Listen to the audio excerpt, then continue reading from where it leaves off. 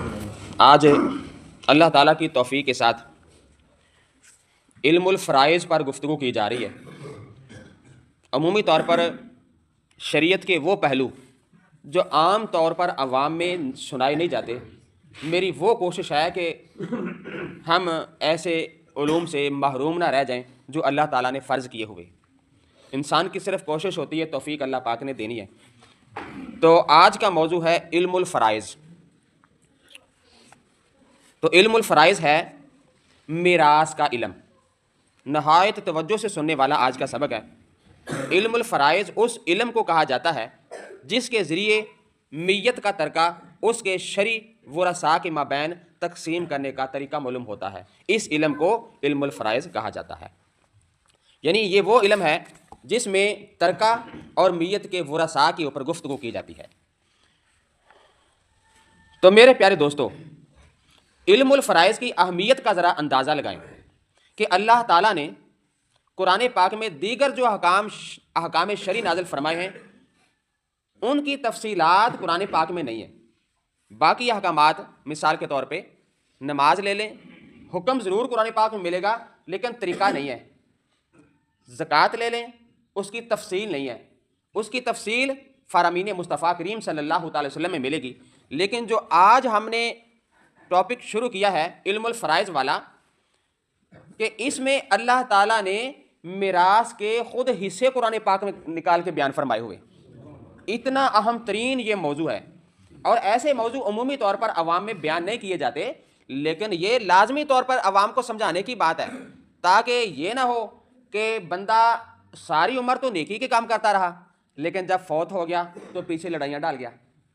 حصے داری میں پورے تقسیم کرنے جیسے شریعت نے حکم دیا، ورثاء مرنے والے باپ کو خدا نہ خواستہ گالیاں نہ نکالتے رہیں، اس واسطے یہ علم ضروری ہے۔ اور یہاں پر ایک حدیث پاک بھی سنائی جا رہی ہے۔ حضور نبی پاک علیہ الصلوۃ والتسلیم کا فرمان عالی شان ہے، یہ مشکات شریف کی حدیث پاک ہے، تعلموا الفرائض، علم فرائض سیکھو، یعنی علم میراث سیکھو، وعلموها الناس، اور لوگوں کو سکھاؤ، خود بھی سیکھو اور لوگوں کو بھی سکھاؤ۔ فإنها نصف العلم، بے شک یہ آدھا علم ہے، بے شک یہ آدھا علم ہے، یعنی باقی سارے کا سارا علم ایک طرف اور علم المیراث کا علم ایک طرف، آدھا آدھا بیان کیا میرے سرکار نے۔ اتنا اہم ترین یہ موضوع ہے لیکن اس کی طرف توجہ نہیں ہے۔ حضرت عبداللہ ابن مسعود رضی اللہ تعالی عنہ سے مروی ہے، نبی پاک صلی اللہ علیہ وسلم کا ارشاد گرامی ہے کہ علم فرائض سیکھو۔ اب علم فرائض کی تو سمجھ آ گئی آپ کو کون سی علم کی بات ہو رہی ہے؟ علم میراث کی، وراثت کی، ورثے کی۔ اور لوگوں کو سکھاؤ کیونکہ میرا وصال ہو جائے گا اور ان قریب علم الفرائض اٹھا لیا جائے گا، یہاں تک کہ حصہ یعنی میراث کے بارے میں دو بندوں کا اختلاف ہوگا اور انہیں کوئی ایسا شخص نہیں ملے گا جو ان کے درمیان فیصلہ کر دے۔ یعنی یہ وقت آنے والا ہے، یعنی یہ سرکار نے پہلے بیان فرما دیا کہ اس موضوع پر بڑے اختلافات ہونے کہ ان کو کوئی فیصلہ کرنے والا نہیں ہوگا کہ یہ تیرا حصہ ہے، یہ تیرا اتنا حصہ ہے۔ تو میرے پیارے دوستو، یہاں پر صرف آپ کو تھوڑی سی دلچسپی کے لیے میں آپ کو بات سنا دیتا ہوں۔ ایک بندہ تھا، اس کے دو بیٹے تھے اور ایک دکان تھی۔ ان دونوں بھائیوں میں کلیش ہو گیا کہ یہ دکان میں نے رکھنی ہے، یہ دکان میں نے رکھنی ہے۔ کلیش اور لڑائی اتنا زیادہ ہو گیا کہ دونوں میں ہاتھا پائی ہو گئی، اس نے اس کو مارا، اس نے اس کو ضرب لگائی، نقصان ہو گیا، دونوں فوت ہو گئے لڑائی کی وجہ سے۔ اب حامی تو ہارے کے ہوتے ہیں، اس کے بھی ہو گئے حامی، اس کے بھی حامی ہو گئے، تو لڑائی زیادہ ہو گئی تو دونوں فوت ہو گئے۔ تو اس باپ نے دو قبریں اسی دکان کے اندر بنا دی اور لوگوں کو کہا، اے لوگوں، ہر موقع پر زمین ہی جیتتی ہے، زمین والے ہار جاتے ہیں، اللہ کی زمین جیت جاتی ہے۔ تو یہ تو زمین کو حاصل کرنے کے لیے لڑ رہے تھے، زمین نے ان کو حاصل کر لیا۔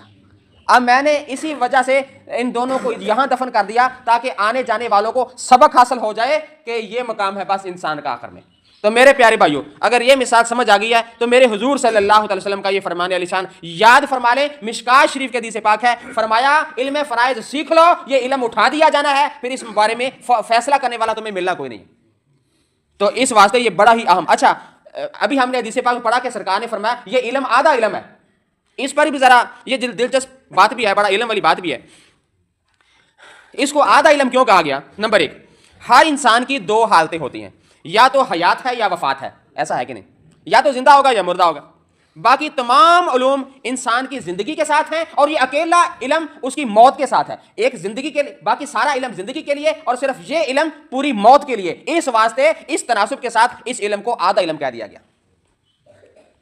اور دوسری وجہ، انسان چیزوں کا مالک دو طرح سے بنتا ہے، اختیاری طور پر اور اضطراری طور پر. مجھے پتا ہے الفاظ تھوڑے تھوڑے آج کے لیکچر میں مشکل آ رہے ہیں، لیکن تھوڑا صبر کریں، انشاءاللہ آسانی ہو جائے گی. اختیاری اور اضطراری. بعض اوقات انسان اپنی مرضی اور اختیار سے کسی چیز کا مالک بن جاتا ہے. جیسے کسی نے کوئی کار لے لی، اس نے اپنی مرضی سے کار لی ہے، وہ اس کا مالک بن گیا، اپنی مرضی سے بن گیا. اسے کہتے ہیں ملکیت اختیاری، کہ اس کے اختیار میں ہے کہ میں لے سکتا ہوں. اس نے گھر خریدا، اس کے اختیار میں ہے. اس کو کون سی ملکیت ہے؟ ملکیت اختیاری. اچھا اب آگے چلیے. اضطراری، یہ ایسی ملکیت ہے کہ بندہ نہ بھی چاہے تو شریعت حصہ دے دیتی ہے. بندہ نہ چاہے تو شریعت نے کہا ہوا ہے کہ اس کو حصہ ملنا ہے. وہ کیا ہے؟ مثلا باپ کی وفات کے بعد بیٹے کو اس کی جائیداد کی ملکیت حاصل ہوتی ہے، یہ اضطراری ملکیت ہے. بیٹا وہ مال نہیں لینا چاہتا، پھر بھی اس کا حصہ پڑا ہوا ہے. اللہ اکبر. تو یہ ہے ملکیت اضطراری. اچھا دوسری بات، تیسری وجہ یہ ہے کہ اس علم کی اہمیت کو بیان کرنے کے لیے کہ یہ کتنا اہم ترین علم ہے، اللہ تعالیٰ کے محبوب نے اس کو نصف علم قرار دے دیا. ادھر توجہ کرے، گھڑی کی طرف دیکھیں، بس 1-2 منٹ ہے، اہم مسئلے بیان کر رہا ہوں. سرکار نے اس کو نصف علم اس لیے بیان کیا اس کی اہمیت کا اور اندازہ ہو جائے. مثال کے طور پر ترمذی شریف کے حدیث پاک ہے الطہور نصف الایمان، کہ طہارت نصف ایمان ہے. تو اس حدیث مبارکہ میں وضو کو آدھا ایمان قرار دے دیا گیا، جو کہ محض ترغیب دلانے کے لیے سرکار نے جملہ بولا ہے کہ وضو کی اہمیت اجاگر ہو. اس طرح علم فرائض کو لوگوں کے ذہن میں ترغیب دلانے کے لیے اس علم کو سرکار نے آدھے کا آدھا علم قرار دے دیا ہوا. اتنا اہم ترین علم ہے. اچھا جی، آخر میں ایک یہ بات سن لیں. وراثت کے معاملہ میں 3 ارکان ہوتے ہیں. کتنے ارکان ہیں؟ 3. نمبر 1 مورث، نمبر 2 وارث، نمبر 3 میراث. یہ 3 چیزوں پر یہ سارے کا سارا موضوع گھومتا ہے، مورث، وارث، میراث. اچھا جی، مورث کون ہے؟ وہ شخص ہے جو حقیقی طور پر یا حکمی طور پر فوت ہو گیا. جس کے پاس مال ہے وہ فوت ہو گیا، اس نے مال یا حقوق چھوڑے ہوں جو اس کے ورثاء کی طرف منتقل ہونے ہیں، تو ایسے فوت ہونے والے کو مورث کہتے ہیں. دوسرے نمبر پر جو رکن ہے وہ ہے وارث. وارث وہ شخص ہے جو مورث کے چھوڑے ہوئے مال کے حقوق کا خلیفہ بننے کا حقدار ہو، کہ یہ مال میرا بھی حق ہے. جس کو مال ملنے والا ہے اس کو وارث کہتے ہیں. اور میراث کا تو پتہ ہی ہے، جو چیز تقسیم ہونی ہے دونوں کے درمیان، جو چیز یعنی میراث سے مراد وہ مال یا حقوق ہیں جنہیں میت چھوڑے اور ورثاء میں تقسیم ہوں. وراثت کے اسباب، یہ تھوڑا سا مسئلہ بس سن لیں. 3 اسباب ہیں کہ جس وجہ سے وراثت آگے منتقل ہوتی ہے. نمبر 1 رشتہ داری جو قرابت کے معنی میں ہے. نمبر 2 زوجیت یعنی شادی. نمبر 3 ولا یعنی ملکیت. اور قرابت داری جو ہے یہ پہلے نمبر پر ہے وراثت منتقل ہونے کا سبب. تو قرابت سے مراد قرابت نسبی ہے جو کہ ولادت کی وجہ سے حاصل ہوتی ہے.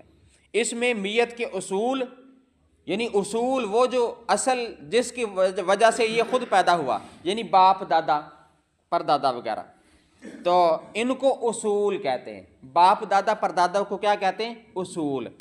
اور فرو یعنی بیٹے بیٹیاں پوتے پوتیاں، یہ فرو ہو گئے. فرو یعنی کہ فرع سے نکلے شاخ، یہ اپنی نیچے والی شاخیں ہو گئی جس کو انگلش میں برانچ کہتے ہیں. تو اوپر والے اصول ہو گئے، نیچے والے فرو ہو گئے. تو یہ قرابت میں آتے ہیں وراثت آگے منتقل ہونے کے لیے. نمبر 2 ہے زوجیت. زوجیت سے مراد وہ شادی ہے جو عقد صحیح کے ذریعے حاصل ہو، چاہے خلوت صحیحہ اور دخول وغیرہ ہو یا نہ ہو. لہٰذا اگر میاں بیوی کے درمیان نکاح صحیح ہو گیا تو ان میں سے کوئی ایک فوت ہو گیا تو نکاح صحیح ہونے کی وجہ سے دوسرا اس کا وارث بن سکے گا. یعنی نکاح صحیح جو میں نے لفظ بولا اس سے مراد یہ ہے کہ جو شرائط نکاح کے صحیح ہونے کے لیے ضروری ہے، اگر ان میں سے کوئی شرط نہ پائی جائے، جیسے کہ اگر دو گواہوں کی موجودگی کے بغیر نکاح ہو، اس صورت میں اگر میاں بیوی میں سے ایک فوت ہو جائے تو دوسرا اس کا وارث نہیں بن سکتا، کیونکہ دو گواہ ضروری ہیں۔ اس واسطے احناف اس کو صحیح شادی نہیں مانتے، دو گواہ کم سے کم بہت ضروری ہے۔ اور تیسرا ہے ولا، اس کی دو قسم ہے، ولا من جہت العتق، یعنی آزادی کی وجہ سے وارث بننا۔ یہ کیا مطلب ہے؟ اس سے مراد حکمی قرابت ہے، یعنی کہ اس کو اصوبت سببیہ بھی کہتے ہیں۔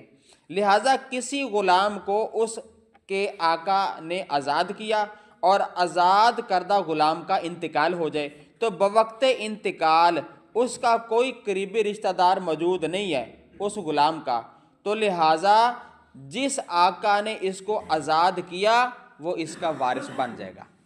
اسے کہتے ہیں اصوبت سببیہ، کہ یہ جو فوت ہونے والا غلام ہے یہ ویسے تو وارث، اس کا وارث کوئی نہیں بنتا، لیکن ایسا سبب بن گیا جس کی وجہ سے یہ اس کا مالک بن سکتا ہے وراثت کا، اس واسطے اس کو کہتے ہیں ولا من جہت العتق، آزادی کی وجہ سے وارث کا وراثت کا سبب بن جانا۔ نمبر 2 ہے ولا من جہت الموالات، دوستی کی وجہ سے وارث بننا۔ یہ بھی ایسا رشتہ ہے کہ سیدھا سیدھا تو وارث نہیں بنتا، لیکن ایک سبب پایا جاتا ہے، وہ سبب کیا ہے؟ یعنی کہ دوستی کرنا۔ اور فقہ کی اصطلاح میں اس کا مطلب یہ ہے ایک شخص دوسرے سے کہے آپ میرے مولا بن جائیں، آپ کو میں اپنا وارث بناتا ہوں، آپ میرے مولا بن جائیں، میں آپ کو اپنا وارث بناتا ہوں۔ اور اگر مجھ سے کوئی موجب جنایت ہو جائے، موجب جنایت سمجھتے ہیں ایسا گناہ جس کی وجہ سے قتل ہو جائے، یعنی کہ کوئی ایسا زخم لگ جائے جس پر سزا ہے، جس پر دیت ہے اسلام نے مقرر کی، یعنی ایسا مجھ سے کوئی گناہ ہو جائے تو میری طرف سے دیت تو نے ادا کرنی ہے، ایسی دوستی پیدا ہو جائے تو دوسرا بندہ پہلے سے اس بات کو قبول کر لے تو یہ ہے عقد موالات، دوستی کا وعدہ۔ تو اس صورت میں اگر پہلا بندہ فوت ہو جائے تو دوسرا اس کا وارث بن سکتا ہے۔ تو یہ ہے 3 سبب جو کہ وراثت کو حاصل کرنے کا سبب بن سکتے ہیں، اس وجہ سے بھی وراثت آگے کو جا سکتی ہے۔ ایک چھوٹا سا مسئلہ اور سماعت فرما لیں، وراثت کی 3 شرائط ہیں۔ نمبر 1 مورث کا فوت ہو جانا، فوتگی سے پہلے کوئی وراثت تقسیم نہیں ہو سکتی، اور ایسی مطالبہ کرنا بھی نہیں چاہیے ابا جان سے، کوئی بھی ہو تو یہ مناسب نہیں ہے۔ تو لہٰذا وراثت کی پہلی شرط کیا ہے؟ مورث کا فوت ہو جانا۔ نمبر 2 مورث کے موت کے وقت وراثت جس کو تقسیم ہونی ہے وہ زندہ بھی ہوں، مردہ جو فوت ہو گیا اس کو وراثت اس کے نام تقسیم نہیں ہو سکتی۔ اور نمبر 3 کوئی ایسا سبب نہ پایا جائے جو کہ وراثت کے مانع ہو، وراثت کو روکتا نہ ہو، کوئی ایسا سبب نہ پایا جائے۔ یہ 3 چیزیں اگر پائی جائیں گی تو کیا ہے، اس صورت میں آگے وراثت منتقل ہو جائے گی، ادروائز وراثت آگے نہیں جا سکتی۔ اللہ تعالیٰ کے دربار میں دعا ہے یا مولا کریم ایسے اہم ترین جو ہماری شریعت کے مسئلے ہیں ہمیشہ ہم سب کو دل جمی کے ساتھ سننے اور ان پر عمل کرنے کی